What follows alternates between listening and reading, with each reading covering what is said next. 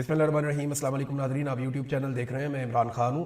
पाकिस्तान में मुज़ाकरात का आगाज़ हो गया, लेकिन ये पाकिस्तान और ईरान के बीच में हो रहे हैं। अमेरिकन कहाँ पे हैं, कब पहुँचेंगे, उनके मुज़ाकरात होंगे या नहीं होंगे, इस बारे में कोई भी हमारे पास अभी खबर नहीं है। अमेरिका की जानिब से यह दावा किया गया कि जैरेड कुश्नर और स्टीव विटकोफ आ रहे हैं। कहाँ से आ रहे हैं, कब पहुँचेंगे, अभी हमारे पास इत्तला नहीं है और ना ही पाकिस्तानी गवर्नमेंट ने कोई चीज़ बताई है। ईरान की जानिब से ये कहा गया कि अमेरिका के साथ मुज़ाकरात उनके एजेंडे में नहीं है, इस वक्त उनके प्लान का हिस्सा नहीं है। हाँ, ये नहीं उन्होंने कहा कि बिल्कुल अमेरिका के साथ मुज़ाकरात नहीं हो सकते या होंगे नहीं। हाँ, एक चीज उन्होंने कैटेगोरिकली कही जो मैं अभी आपको आगे चलकर बताता हूँ, लेकिन यहाँ पे एक वीडियो जारी की गई है। ईरानी सफारतखाने ने फील्ड मार्शल आसिम मुनीर और एराक्ची की मुलाकात की वीडियो जारी की है। मुलाकात एक जो है उसमें वज़ीर आज़म भी शामिल थे और ये मुलाकात अलग मुलाकात है। इसकी वीडियो जारी की गई सफारत खाने की जानिब से। अब वो भी ये जानते हैं कि पाकिस्तान में इंपॉर्टेंट आदमी कौन है। शहबाज शरीफ तो सिर्फ बस दिखावे के लिए है ना, दर्शनी पहलवान है। एक्चुअली जो काम करने वाला आदमी है वो तो फील्ड मार्शल आसिम मुनीर है, जिसके कंट्रोल में सारा मुल्क का स्याह और सफेद है और फील्ड मार्शल के फैसलों के मुताबिक ही पाकिस्तान आगे बढ़ता है। अब ईरान ने कुछ चीजें पाकिस्तान तक पहुंचाई और पाकिस्तान को बताई। ये अमेरिकन मीडिया ने भी रिपोर्ट किया, कुछ ईरानी सोर्सेज भी रिपोर्ट कर रहे हैं और एक पाकिस्तानी सोर्स ने भी ये इंफॉर्मेशन बाहर निकाली। इंफॉर्मेशन ये है कि ना सिर्फ ईरान ने अपने मुतालबात पाकिस्तान के सामने रखे, बल्कि जो अमरीकी मुतालबात पे ईरान को एतराजात हैं वो एतराजात भी ईरान ने पाकिस्तान के सामने रखे। और एक चीज जो बहुत इंपॉर्टेंट है वो ये है कि ईरान ने आसिम मुनीर साहब जब गए थे ईरान में तो ये 3 दिन ईरान में रहे थे। इनकी कोशिश ये थी कि किसी तरह आबने हुर्मुज़ खुल जाए और ये इनका टास्क था। ये बहुत इंपॉर्टेंट था क्योंकि डोनाल्ड ट्रंप के लिए इज्जत और बेइज्जती का मसला बना हुआ था।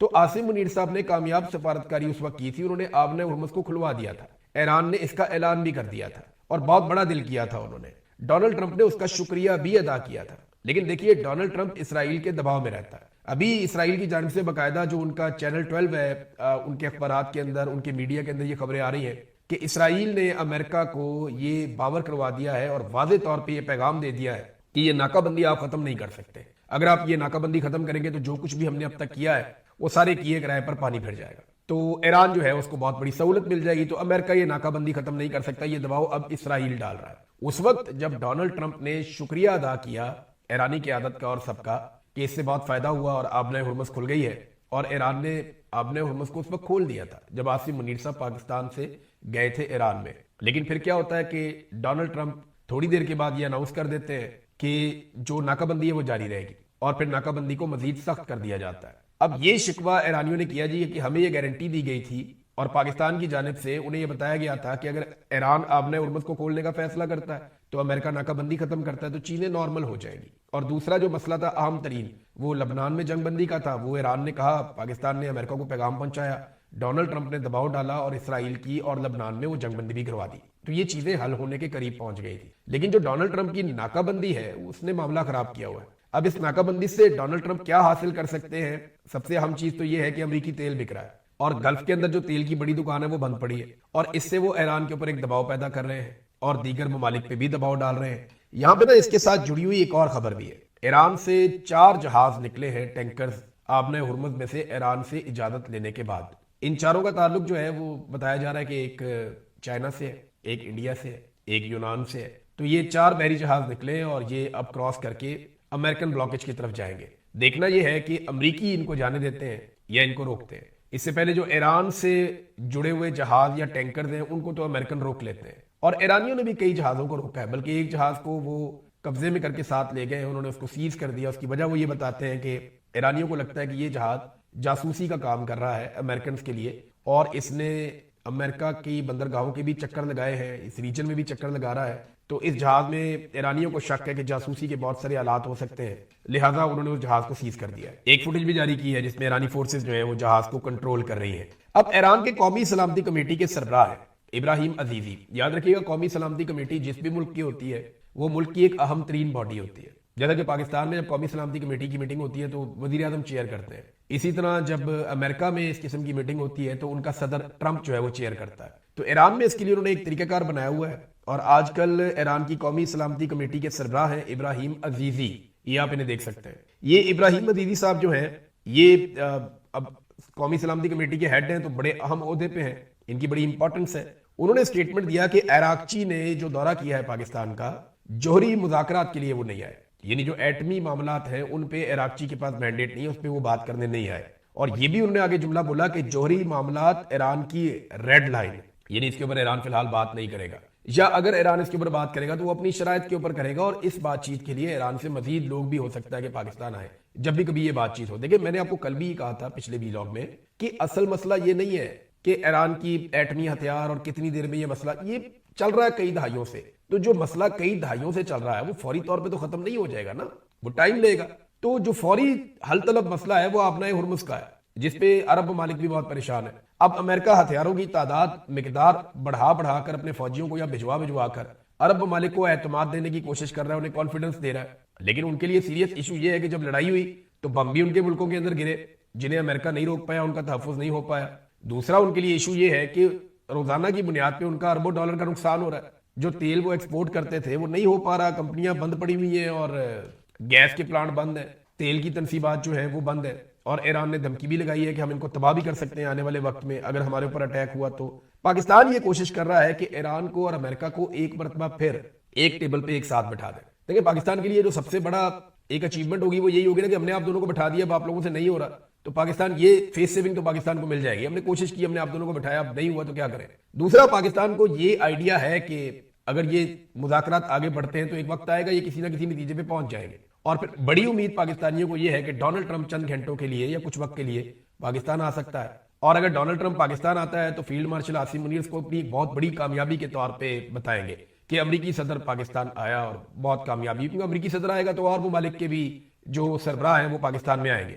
बहुत मुमकिन है कि अमरीकी सदर की आमद के मौके पर जो तकरीब हो उसमें सेंट्रल एशिया से, खलीजी ममालिक से, इधर उधर से दीगर ममालिक भी यहाँ पे मौजूद हो, तो एक मेला सा पाकिस्तान में लग सकता है। और उसके लिए तैयारियां की जा रही है। जो पूरा ब्लॉकेज है ये सारा इसीलिए है। ये जो तलाशियां हो रही हैं, ये जो क्रैकडाउन हो रहे हैं, मार्केटें बंद हैं, रास्ते बंद हैं, पूरा जो है वो एक कर्फ्यू का सामान लगाया हुआ है इस्लामाबाद में। उसके पीछे जो बड़ा रीजन है वो यही है कि अमरीकी सदर का इनको शक है या इन्हें यह आसरा दिया गया है कि आप फलां फलां चीज अगर अचीव कर लेते हैं तो अमरीकी सदर जो है वो यहाँ पे पाकिस्तान का दौरा कर सकता है। अब एक जो स्टेटमेंट है वो ईरान की जानिब से भी आई है, ईरानी सदर का स्टेटमेंट है और उन्होंने ये कहा कि जंगबंदी की कोई मुद्दत तय नहीं हुई। ये बहुत इंपॉर्टेंट है। इससे पहले जब जंगबंदी हुई है तो पता था कि 2 दिन तक अमेरिका अटैक नहीं करेगा, ईरान भी नहीं करेगा, फिर 1 हफ्ता हो गया, फिर 2 हफ्ते हो गए, फिर 2 हफ्ते हो गए। लेकिन अभी किसी को ये पता नहीं है कि इस जंगबंदी की मुद्दत कितनी है, क्योंकि ये गैर मुअय्यना मुद्दत तक के लिए जंगबंदी है। तो ये एक टिक टिक चल रही है, ये टाइम बम लगा हुआ है, किसी वक्त भी फट सकता है, क्योंकि इसकी डेडलाइन कोई नहीं है। ये किसी वक्त भी एक धमाका हो और सूरत हाल कहीं से कहीं चली जाएगी। और फौजी ताकत और उसका बढ़ता हुआ असर जो रीजन में नजर आ रहा है, जिस तरह अमेरिकन तैयारे कभी दुबई में इंस्टॉलेशन कर रहे हैं यानी यूएई में, कभी बहुत बड़े पैमाने पे वो सऊदी अरब में कर रहे हैं, उर्दन में कर रहे हैं, इसराइल में कर रहे हैं, कुवैत में कर रहे हैं। ये जिस अंदाज में वो अपनी फौजी एक्टिविटीज कर रहे हैं, जैसे समंदरों में आसपास के पानियों में उन्होंने अपने बहरी बेड़े पहुंचाए हैं, सैकड़ों की तादाद में उनके फाइटर जेट्स यहाँ पे मौजूद हैं। इन सारी चीजों को आप प्लस माइनस करें तो एक छोटी सी चिंगारी आग भड़का सकती है। तो ये जंग के बादल बदस्तूर इस खित्ते के ऊपर मंडला रहे हैं, ये बात ईरानी सदर ने भी कही है, क्योंकि अभी कोई डेडलाइन है नहीं। नाज़रीन, अमेरिका में एक नया सर्वे सामने आया और डोनाल्ड ट्रंप के मुआखजे की आप हमायत करते हैं या नहीं करते, ये इस सर्वे के अंदर सवाल किया गया था। सर्वे का जवाब बड़ा इंटरेस्टिंग है। 55% बालिग अमरीकी शहरी वो ये समझते हैं कि डोनाल्ड ट्रंप के मुआखजे की वो हमायत करते हैं, यानी वो डोनाल्ड ट्रंप के मुआवजे के हक में कि डोनाल्ड ट्रंप को निकाला जाए उनके दफ्तर से। 55% अमरीकी हो चुके हैं। एक और जो अलार्मिंग बात है डोनाल्ड ट्रंप के लिए वो ये है कि रिपब्लिकन के वोटर्स इसमें लगभग 20% है। वो लोग जो हमेशा रिपब्लिकन को वोट करते रहे, डोनाल्ड ट्रंप की पार्टी को, उनके भी 20% ऐसे हैं जो ये चाहते हैं कि डोनाल्ड ट्रंप का मुआखजा हो जाए। फिर 2024 में डोनाल्ड ट्रंप को वोट देने वाले नौजवानों की एक बड़ी तादाद है जो लेकर आए डोनाल्ड ट्रंप को, वो भी ये कहते हैं कि नहीं, डोनाल्ड ट्रंप का मुआवजा होना चाहिए, हमसे गलती हुई, हमने गलत आदमी को चुन लिया और डोनाल्ड ट्रंप ने वो नहीं किया जो वादे उन्होंने किए थे। वैसे इंडिया और पाकिस्तान की कम्युनिटी ने बहुत सपोर्ट किया था डोनाल्ड ट्रंप को। पाकिस्तानियों ने इसलिए किया था कि डोनाल्ड ट्रंप ने वादा किया था कि पाकिस्तान के अंदर जो जुल्म और जबर हुआ है इमरान खान के साथ, वो उस मामले पे एक पोजीशन लेंगे। उन्होंने वो पोजीशन नहीं ली तो पाकिस्तानी वोटर तो अगली दफा मुश्किल है। इंडिया को जहन्नुम का गड़ा कह दिया है डोनाल्ड ट्रंप ने, बड़ा सख्त रद्देअमल इंडिया में से आ रहा है। और जो मोदी के साथ डोनाल्ड ट्रंप ने कर दिए, एक एक करके जहाजों की तादाद बढ़ाई है, इससे नहीं लगता कि इंडियन वोटर भी आइंदा डोनाल्ड ट्रंप को वोट करेगा। तो डोनाल्ड ट्रंप ने अपने लिए जो इमिग्रेंट्स के या बाहर से आए हुए ममालिक से जो लोग हैं, खासतौर पर एशियंस, उनके वोटों का तो उसने हमेशा के लिए किस्सा ही पाक कर दिया है। यानी अब चाइनीज है, इंडियन है, पाकिस्तानी है, बांग्लादेशी है, ये तो अब डोनाल्ड ट्रंप को वोट डालने वाले नहीं है। हत्ता कि जो मिडिल ईस्ट के रहने वाले लोग हैं वो भी अब मुश्किल हो जाएगा उनके लिए भी कि वो डोनाल्ड ट्रंप को वोट डालें, जिस तरह के हालात उन्होंने देख लिए हैं। ब्लूमबर्ग की एक रिपोर्ट आई है और उसमें यह बताया गया है कि अमेरिका और इसराइल ने जो हमले किए ईरान में, कितनी इमारतों को तबाह किया और किस नौइयत की इमारतों को तबाह किया। हजारों इमारतें तबाह की गई हैं ईरान में। लेकिन हैरत की बात यह है कि उनमें सिर्फ 32% ऐसी हैं जो फौज से या दिफा से मुताल्लिक है और 68% ऐसी हैं जो फौज और दिफा से मुताल्लिक नहीं है, वो सिविलियन तर्ज की हैं। यानी 2/3 ऐसी इमारतें अमेरिका और इसराइल ने तबाह की ईरान के अंदर जो सिविलियन टारगेट्स थे। इनमें जो फर्दर क्लासिफिकेशन है उसमें यह है कि 25% सनती इमारतें तबाह की हैं, 21% रिहायशी, 19% तजारती और 2% दीगर अवामी शोबे से ताल्लुक रखने वाली इमारतें इन्होंने तबाह कर दी। अब इस तबाही के बाद अमन का नोबेल इनाम डोनाल्ड ट्रंप को कैसे मिलेगा? ये तो शहबाज शरीफ साहब जबरदस्ती कोई बना के कॉपी उसकी दे दें तो दे दें, वैसे मुश्किल है। ईरान में इतनी तबाही के बावजूद लोग अपनी गवर्नमेंट के साथ खड़े हैं, लोग अभी भी लड़ना चाहते हैं। 1.5 करोड़ के करीब लोगों ने वो अपनी रजिस्ट्रेशन करवा ली कि जंग का हिस्सा हम बनना चाहते हैं, हमें लड़वा लें अब जंग।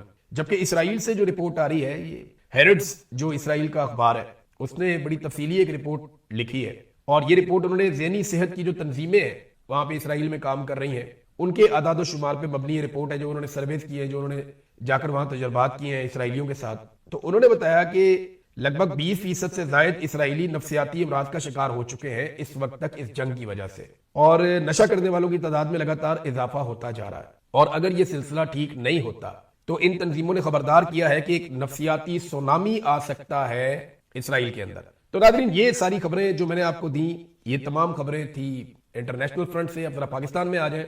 हुकूमत ने एक मरतबा फिर पेट्रोल और डीजल की कीमत में इजाफा किया है। ये कीमत में इजाफा जो है वो इस वजह से नहीं है कि आलमी मंडी में कीमत में इजाफा हुआ, ये एक्चुअली टैक्स में इजाफा किया गया है। पेट्रोलियम लेवी में पेट्रोल के ऊपर जो टैक्सेस हैं, डीजल के ऊपर जो टैक्सेस हैं, उन टैक्सेस में इजाफा किया गया है। ये इजाफा कोई ऐसा नहीं है कि आलमी मंडी में कीमत, आलमी मंडी में तो कीमतें नीचे गई हैं, कीमतें नीचे गई हैं तो आपको खत्म कर देनी चाहिए थी। आज भी आलमी मंडी में पेट्रोलियम मसनूआत उतनी महंगी नहीं है जितनी इमरान खान के दौर में महंगी थी। तो इमरान खान 145 रुपए का डीजल बेच रहा था, आज 400 के आसपास है। तो वो उस वक्त लोग बहुत तनकीद करते थे, आज बात भी नहीं करते। तो मामला ये है कि ये टैक्सेस में इजाफा किया है, ये क्यों हो रहा है? देखिए, पाकिस्तान में कारोबारी जिंदगी रुका हुआ है, मईशत का पहिया चल नहीं रहा। मईशत चलती है तो हुकूमत पैसे इकट्ठे करती है। जब लोग कारोबारी सरगर्मियां बढ़ाते हैं, जब तजारत होती है, कारोबार होता है, तो फिर टैक्स इकट्ठा होता है, क्योंकि हर चीज का जो कारोबार चल रहा है, मिसाल के तौर पे आपने एक प्लॉट खरीदा तो उसके ऊपर आप टैक्स गवर्नमेंट को भी देंगे ना। और अगर 1000 प्लॉट खरीदेंगे लोग तो 1000 प्लॉट्स के ऊपर टैक्स गवर्नमेंट को देंगे। अब रियल स्टेट के कारोबार में आप मिसाल ले लें कि जहां पे रोजाना की बुनियाद पे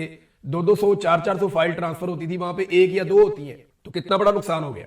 बाकी तमाम शुबों में भी ऐसे ही नुकसान हो रहा है। किसान को भी नुकसान हो रहा है, मजदूर को भी नुकसान हो रहा है, ताजिर को नुकसान हो रहा है, दुकानदार को नुकसान हो रहा है, मिल ऑनर को नुकसान हो रहा है, फैक्ट्रियां चलाने वालों को नुकसान हो रहा है, तो सबको नुकसान हो रहा है पाकिस्तान में। तो ऐसी सूरत हाल में जब मईशत का पहिया नहीं चल रहा तो हुकूमत अपना खसारा कैसे पूरा करेगी? हुकूमत के पास 2 ऑप्शन होते हैं। एक तो यह है कि हुकूमत कोई ऐसा माशी मंसूबा लेकर आए जिससे पाकिस्तान के अंदर मईशत सारी खुल जाए और इकोनॉमिक एक्टिविटी पैदा हो जाए और हुकूमत के पास पैसे आना शुरू हो जाए। हुकूमत इसमें कामयाब नहीं हो सकी, वो कोई इकोनॉमिक एक्टिविटी जनरेट नहीं कर पा रही पाकिस्तान में, मईशत पाकिस्तान की खुल नहीं पा रही। उसकी बड़ी वजूहात में एक तो वजह यह है कि हुकूमती मैंडेट वाली नहीं है, तो सियासी इस्तेहकाम पाकिस्तान में नहीं बन पा रहा। अमन अमान का मसला है, निज़ाम इंसाफ नहीं है, अदलिया इंसाफ दे नहीं पाती। तो इस किस्म के जो इशूज हैं और जो फस्तायत और जुल्म और जबर पाकिस्तान में हो रहा है, इंसानी हकूक की पाबंदियां, ये चीजें पाकिस्तान में फिर सरमायाकारी नहीं करने देती लोगों को। लोग पैसा निकालते नहीं है, दबा के बैठ जाते हैं। तो हुकूमत के पास एक तो ऑप्शन ये होता है कि कोई अच्छी मनसूबाबंदी करे मईशत के लिए।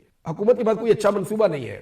जो कुछ हुकूमत ने किया वो नाकाम रही है, कोशिशें उन्होंने की लेकिन नाकाम रहे, और बड़ी वजह यह है कि हुकूमत जाली है, इस्तेकाम नहीं है, सियासी इस्तेकाम नहीं है। दूसरा ऑप्शन जो हुकूमत के पास बचता है उनको फिर वही करना पड़ता है कि वो अपना खसारा काबू करने के लिए भारी भरकम कर्जे लेना शुरू कर दे, बड़े बड़े टैक्सेस लगा दें अवाम के ऊपर, बिजली महंगी कर दें, गैस महंगी कर दें, पेट्रोल महंगा कर दें, जो जरूरत की चीजें जो इंसान ने इस्तेमाल करनी ही करनी है उन्हें इतना महंगा कर दें कि लोग जो है वो खरीदने पे मजबूर होंगे और लोगों की जेब से पैसा निकल के हुकूमत के पास जाएगा, और जो बाकी पैसा रह जाएगा वो हुकूमत कर्जे ले लेगी।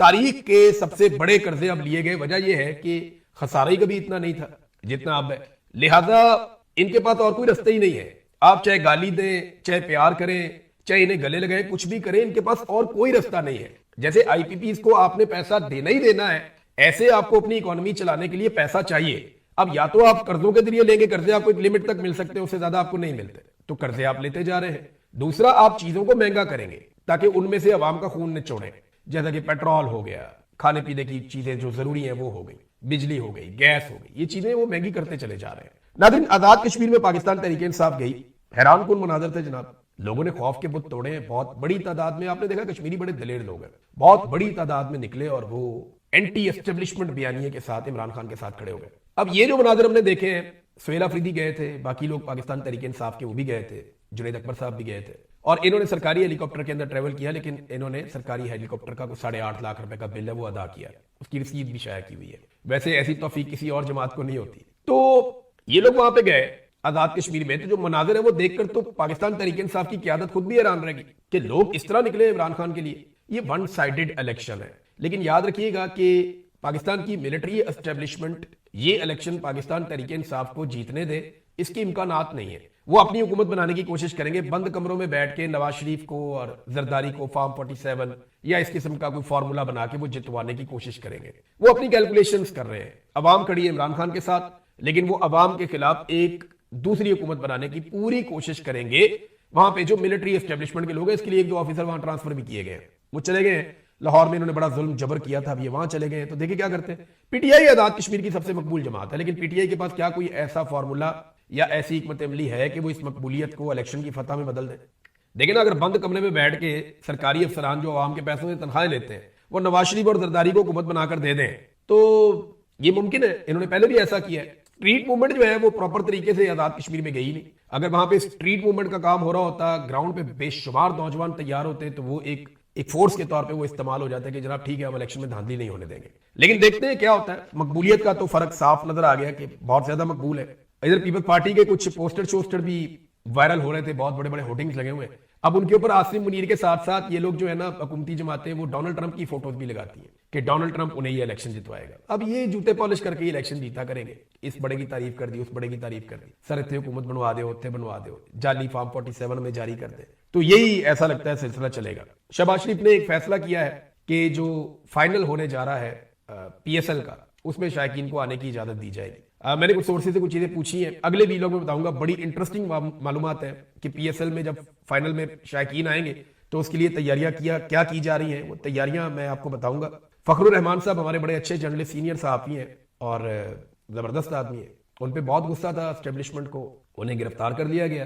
पहले उनके खिलाफ मुनज़्ज़म कैंपेन चलाई गई और उसके बाद उन पर मुकदमा दर्ज किया गया, फिर उन्हें गिरफ्तार कर लिया गया। लेकिन मियां अली अशफाक साहब के कुलीग हैं आहद साहब, आहद खोकर, उन्होंने बड़ा अच्छा केस लड़ा अदालत में, मजिस्ट्रेट के सामने, और पूरी कोशिश की सरकार ने कि उनका 30 दिन का रिमांड लिया जा सके, लेकिन जुडिशल करवा लिया। और अब उम्मीद है कि पीर वाले दिन उनकी जमानत हो जाएगी। मैं ये उम्मीद करता हूं कि अगर कोई और बेशर्मी ना की गई इस निजाम की जानिब से, तो फखरुर रहमान साहब की पीर वाले दिन जमानत हो जाएगी। तो जितने लोगों ने आवाज उठाई उन सबका बहुत शुक्रिया। अब तक लेते हैं, अपना ख्याल रखिएगा, अपने इस चैनल का भी। अल्लाह हाफिज़।